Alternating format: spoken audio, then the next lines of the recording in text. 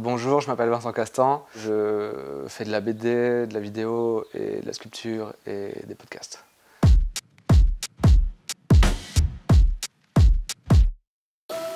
Metro Love, c'est la première vidéo que j'ai faite. Je faisais avant, genre le soir chez moi, des petits photomontages, des juxtapositions de bâtiments d'architecture classique pour faire des buildings. J'ai fait mon premier GIF et il y avait un genre de mouvement mécanique comme ça. Et clairement, on aurait dit que la maison se masturbait, quoi.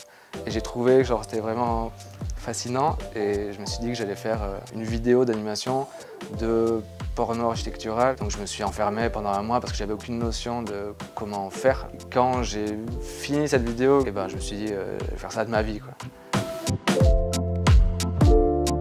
Quand je suis venu à Paris, je me suis dit je vais raconter ma vie sur des dessins. J'ai rencontré par hasard une Solène Azoulay avec qui j'ai fait la série, donc ouais, en 15 épisodes disponibles sur YouTube. Et je lui ai montré mes dessins, elle m'a dit « Ah mais c'est super, il faudrait adapter ça ». Franchement, on a travaillé au moins 2 ans et on s'est vachement amusé à faire ça. Et ça a été vraiment genre le truc qui m'a motivé encore plus que la première vidéo en solo à poursuivre ça. Donc j'avais fait ces dessins sur les Parisiens, qu'on a adapté avec Solène Azoulay en vidéo, et ensuite on a été invité sur une radio pour en parler, mais c'est une petite radio, ça s'appelle le Mélotron. Genre il doit y avoir une trentaine d'auditeurs, et dans ces auditeurs il y avait Jacques, donc il a regardé la série, il m'a appelé pour me dire « Ouais, c'est super ce que tu fais ». Et puis moi, genre 2 semaines avant, je lui avais écrit un message pour lui dire « Ouais, c'est super ce que tu fais aussi ». Je suis parti en Inde chez mon père parce que mon père habite là-bas, et Jacques m'appelle pour me dire « Moi je suis en Inde aussi, je suis à Mumbai, si tu veux, viens, genre on tourne quelque chose et on voit si on en fait un clip ou pas ». Et ça a bien marché, quoi. Et j'ai eu plein d'autres projets qui sont arrivés plus tard, quoi, grâce à ça.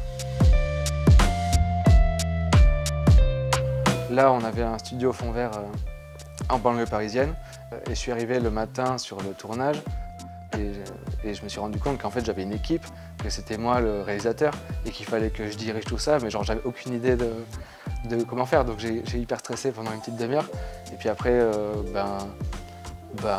on y prend goût, quoi. Et puis on donne des ordres et les gens obéissent et on est maître du truc et c'est hyper agréable, quoi.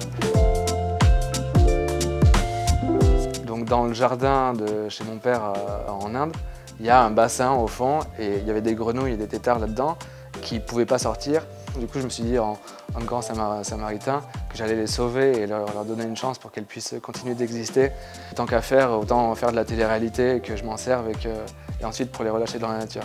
On a pris les grenouilles et on a filmé pendant 72 heures non-stop toutes ces grenouilles dans cette petite maison. Et dans ces 72 heures, il y avait peut-être genre un quart d'heure d'exploitable parce que en fait, les grenouilles, c'est pas du tout comme les humains. Voilà. Et après, on a relâché les grenouilles et elles sont très heureuses dans la nature en ce moment, quoi.